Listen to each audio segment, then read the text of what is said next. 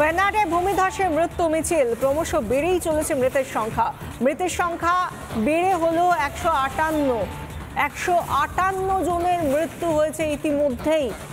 ধ্বংসস্তূপে প্রাণের খোঁজ চালাচ্ছেন উদ্ধারকারীরা। উদ্ধার কাজে ভারতীয় সেনা, প্রথম থেকে এনডিআরএফ সেনা তারা চেষ্টা চালিয়ে যাচ্ছেন যদি প্রাণের স্পন্দন থাকে কোথাও তা খুঁজে বার করার। উদ্ধারকারীরা সেই চেষ্টাই করছেন। কিছুক্ষণ আগে পর্যন্ত মৃতের সংখ্যা ছিল 150, সেই জায়গা থেকে ইতিমধ্যেই সংখ্যাটা বেড়ে দাঁড়িয়েছে 158। প্রচুর মানুষ এখনো পর্যন্ত তাদেরকে খুঁজে পাওয়া যাচ্ছে না। মৃতদেহগুলো নিয়ে যাওয়া হচ্ছে সেখানে তাদের ময়না তদন্ত হবে। স্থানীয় স্কুল, সেখানেই সেই সমস্ত দেহগুলোর ময়না তদন্ত হবে এবং এখন খোঁজ চালানো হচ্ছে যাতে যদি কোথাও এই ভূমিধসের কবলে পড়ে থাকা বহু মানুষ তারা কোথাও গিয়ে যদি এখনো ধসের মধ্যে থেকে বেরিয়ে আসেন, কোনো প্রাণ আছে এমন কাউকে যদি পাওয়া যায়, সেই চেষ্টাই করছেন উদ্ধারকারীরা। ধ্বংসস্তূপ থেকে প্রাণের খোঁজ চালাচ্ছেন তারা।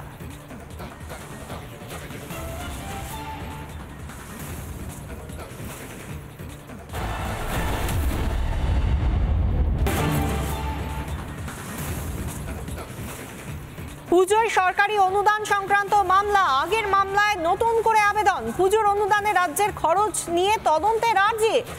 সরকারি কোষাগার থেকে কিভাবে টাকা খরচ, প্রশ্ন মামলাকারীর আইনজীবীর। আমরা এই নিয়ে কথা বলবো। সঙ্গে রয়েছেন টেলিফোনের প্রতিনিধি প্রিয়াঙ্কা রায়। প্রিয়াঙ্কা, ঠিক কি আবেদন করা হয়েছে এবং কি বলা হয়েছে আজ আদালতে? একেবারেই দেখো বিশাখা, ইতিমধ্যেই যা উঠে আসছে, পুজোর অনুদান সংক্রান্ত আগের যে মামলা, সেই মামলায় নতুন করে আবেদন মামলাকারীর। বেশ কয়েক বছরে পুজোর অনুদানে রাজ্যের খরচ নিয়ে তদন্তের আবেদন জানানো হয়েছে মামলাকারী সৌরভ দত্তের তরফ থেকে।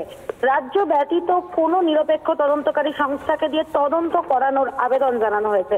সিএজি রিপোর্টে দেখা যাচ্ছে বিভিন্ন টাকা পাবলিক মানি থেকে খরচ করা হচ্ছে। এই টাকা কিভাবে রাজ্য খরচ করছে, প্রশ্ন মামলাকারী আইনজীবী।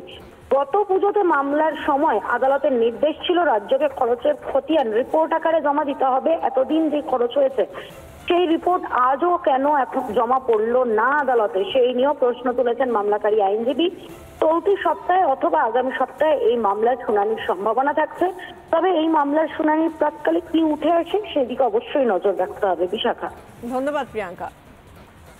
পুজোর সরকারি অনুদান সংক্রান্ত মামলা, আগের মামলায় নতুন করে আবেদন। পুজোর অনুদানে রাজ্যের খরচ নিয়ে তদন্তের আর্জি। সেখানে প্রশ্ন উঠেছে সরকারি কোষাগার থেকে কিভাবে টাকা খরচ, প্রশ্ন মামলাকারীর আইনজীবীর। এই নিয়ে আইনজীবী কি বলছেন শুনুন। প্রতি বছরই সরকার কোনো না কোনো কারণ দেখিয়েছে। কখনো কোভিডের সময় একটা কোভিডের কারণ দেখিয়েছে, স্যানিটাইজারের কারণ দেখিয়েছে, মাস্কের কারণ দেখিয়েছে, কখনো সেভ ড্রাইভ সেভ লাইফ দেখিয়েছে, গত বছর হেরিটেজ দেখিয়েছে, এবছরও আবার অনুদান বাড়িয়েছে। এখন এই যে অনুদান দিচ্ছে, এর আগে কলকাতা হাইকোর্ট নির্দেশ দিয়েছে যে এই খরচ যে খাতে আপনারা বলছেন সেই খাতে হচ্ছে কিনা তার হিসাব দিতে হবে এবং সেই হিসেব দিতে হবে সিএজিকে। আর তার একটা এফিডেভিট রিপোর্ট একটা এফিডেভিট আকারে হাইকোর্টে দাখিল করতে হবে। এখনো পর্যন্ত এই সংক্রান্ত কোনো এফিডেভিট, সন্তুষ্টজনক এফিডেভিট ফাইল করেনি। আর একই সঙ্গে সিএজি তার রিপোর্টে বলছে যে সরকার যে এনজিওকে টাকা দিচ্ছে সেই টাকার কোনো হিসাব সরকার দেখাতে পারেনি। তাহলে পাবলিকের মানি খরচ হচ্ছে, তার হিসাব সরকার দিচ্ছে না, যা সরকার দিতে বাধ্য। তাই আমরা তদন্ত চেয়েছি।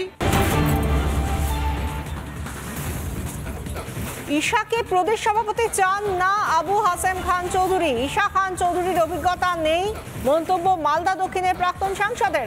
অধীর নিয়েও অবস্থান স্পষ্ট করলেন না প্রাক্তন সাংসদ।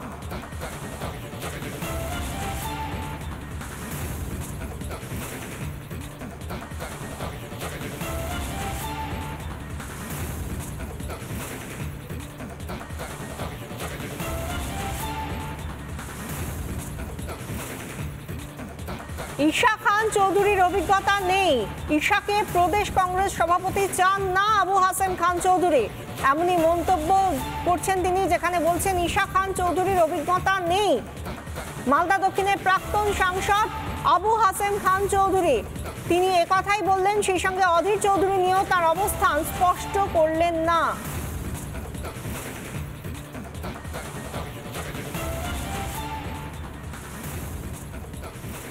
আর অধীর চৌধুরী বলছে আমি ইস্তফা দেয়নি। এখন এই দুয়ের মধ্যে যারা আছেন সোনিয়া গান্ধী, রাহুল গান্ধীরা ঠিক করবে। বলছি ঈসা হলে ভালো হয়? ঈশ্বর তো অত অভিজ্ঞতা নাই। এগুলো ভেরি সিরিয়াস ম্যাটার। খারাপ ভালো করে কাজ করতে হবে, তাহলে থাকা উচিত। দেখে আসতে আচ্ছা, ঈসাকে পরিণত মনে হচ্ছে না কেন আপনার? পরিণত মানে লাইফ এক্সপিরিয়েন্সের কথা।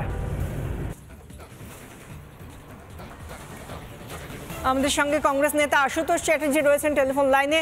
আশুতোষ বাবু, এবার একেবারে সামনে চলে এসেছে প্রাক্তন সাংসদ আবু হাসান খান চৌধুরী। তিনি কি বলছেন? বলছেন ঈশা খান চৌধুরী তিনি অভিজ্ঞতা তার নেই, আর অন্যদিকে অধীর চৌধুরী নিয়েও তার অবস্থান তিনি স্পষ্ট করছেন না।